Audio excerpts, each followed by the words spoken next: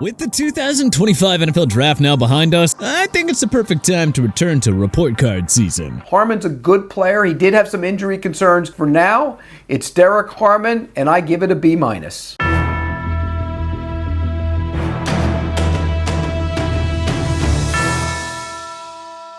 So, without further ado, let us dive into our grades for all 32 first-round picks of the 2025 NFL Draft. Number 32, Josh Simmons, Kansas City Chiefs. A. With no other roster weaknesses, we figured that the Chiefs would address the O-line that was torn apart by the Philadelphia Eagles in Super Bowl 59. Simmons was a great value pick for the Chiefs, with many believing that he'd be a top 20 pick. Number 31, Jihad Campbell, Philadelphia Eagles. A+.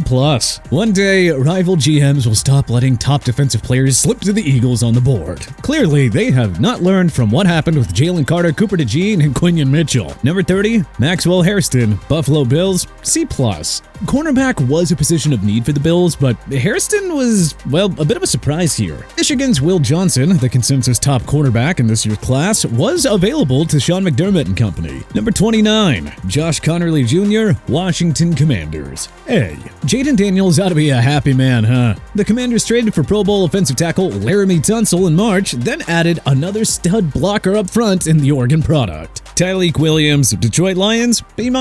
This is one of the bigger surprises of round one. The Lions reached for the Ohio State defensive tackle in this spot, but we also thought that they were going to be better off taking another edge rusher to complement Aiden Hutchinson. Number 27, Malachi Starks, Baltimore Ravens, A+. Sheesh. Look, the Ravens defense has been a weakness against Patrick Mahomes and Josh Allen, but now it is suddenly a Starks-Hamilton-Humphrey defensive back trio that is going to put Baltimore in a great spot to shut down whatever is thrown their way. Absolutely unfair. Number 26, James Pierce Jr., Atlanta Falcons, C. Another draft stunner saw the Falcons acquire the number 26 and 101 picks from the Los Angeles Rams, with LA receiving the number 46 and 242 picks and a 2026 first-rounder. Fair or not, the price that Atlanta paid has to be considered for this grade. The Falcons already used their initial first-round pick on Jalen Walker, so did they really have to give up a probable top 20 pick in 2026 to move up for Pierce? Number 25, Jackson Dart, New York Giants, B-.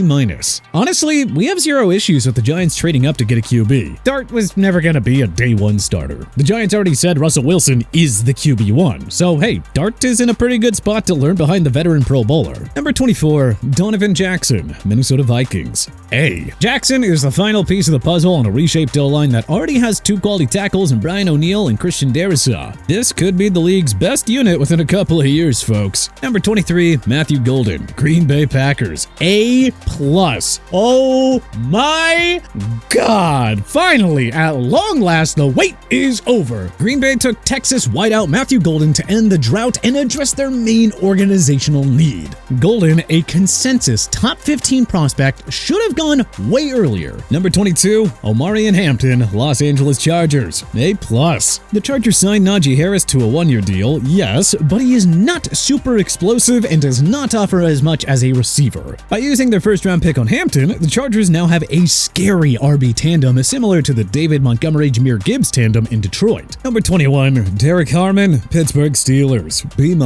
We like Harmon the player, but the Steelers already have an elite front seven led by TJ Watt, Cameron Hayward, Alex Highsmith, and Patrick Queen. Harmon is a luxury, not a necessity. Number 20, Jahdae Barron, Denver Broncos, A+. The Broncos already have the league's reigning defensive player of the year, Patrick Surtain II, leading their secondary. They signed ex-San Francisco 49ers Pro Bowler Talanoa Hufanga to bolster it. And now they have another elite shutdown corner in Barron to strengthen that unit?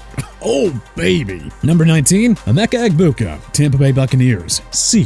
What are the Bucs doing here? They already have a top-tier pass-catching tandem in Mike Evans and Chris Godwin, plus 2024 third-round pick Jalen McMillan, who had an absolutely stellar rookie year. There's only one football to throw. Number 18, Gray Zabel, Seattle Seahawks, A. Zabel addressed a need for the Seahawks' leaky O-line, which, has been a bit of an issue for a while now. He slots in as a day one starter who allowed just one sack at North Dakota State last season per Pro Football Focus. Number 17, Shamar Stewart, Cincinnati Bengals, B+.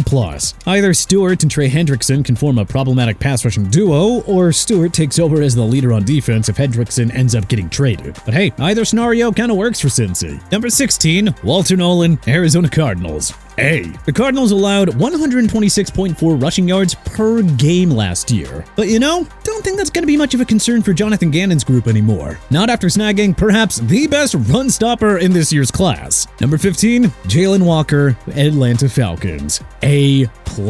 Now, as much as we question the trade up for Pierce, this was one of our favorite picks of day one. The Falcons have not had a player hit double-digit sacks in a season since Vic Beasley in 2016. And Walker, well, he promises to be a difference maker right away for Raheem Morris and company. Number 14, Tyler Warren, Indianapolis Colts. A-. We're not sure if Anthony Richardson is the long-term guy in Indy or not, but what we can tell you is the Colts' next long-term starter is now set up beautifully with Warren, Michael Pittman Jr., Josh Downs, and Jonathan Taylor as their main weapons. Number 13, Kenneth Grant, Miami Dolphins. C.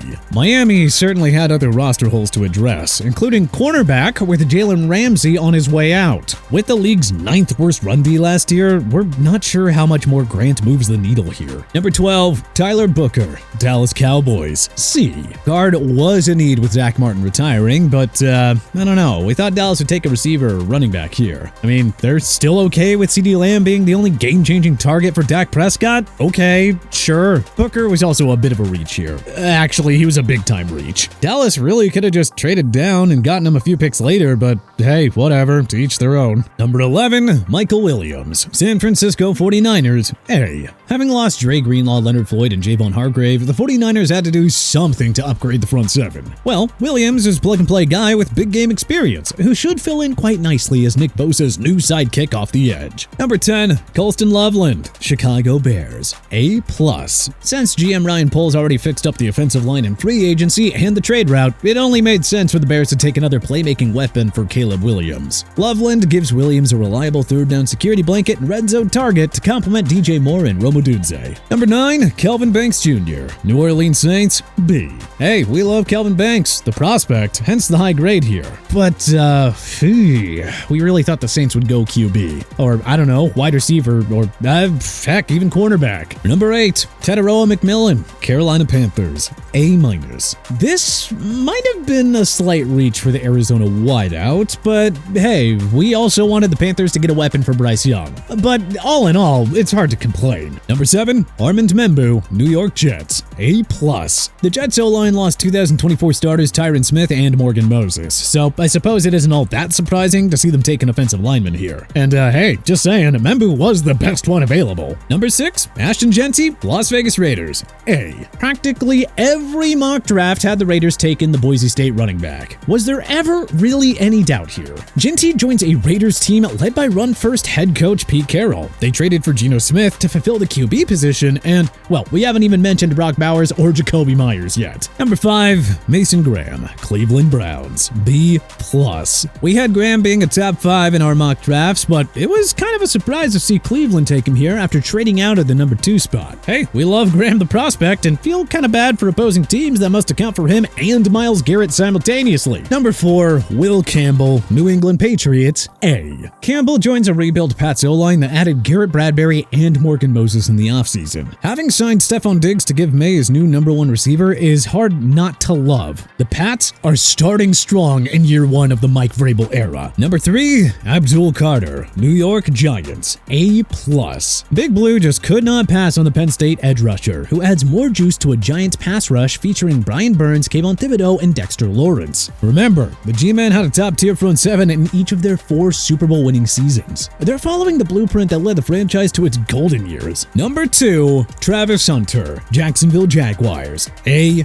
The Jags paid a premium to move up 3 spots via the Cleveland Browns and take the Heisman Trophy winner. But when you're getting a generational talent and the best prospect in this year's class, I think it's worth it. Number 1, Cam Ward, Tennessee Titans. A. Ward isn't quite a sure thing to succeed like the other recent first overall picks in Joe Burrow and Caleb Williams, but still, the upside is far too high for a QB-needy Titans team to pass up on. The Titans haven't had a truly elite QB since prime Steve McNair 2 decades ago. Ward carries an explosive dual-threat game and will be the star if the Titans properly are able to build around him. But hey, who do you think won and lost the first round of the 2025 NFL Draft? Let us know in the comments section below. If you liked this video and learned a thing or two, then hey, clicking the like button helps us out a ton, and you know, we really appreciate it. If this is your first time coming around to TPS though, then subscribing is a great idea, because we put out videos like this every single day.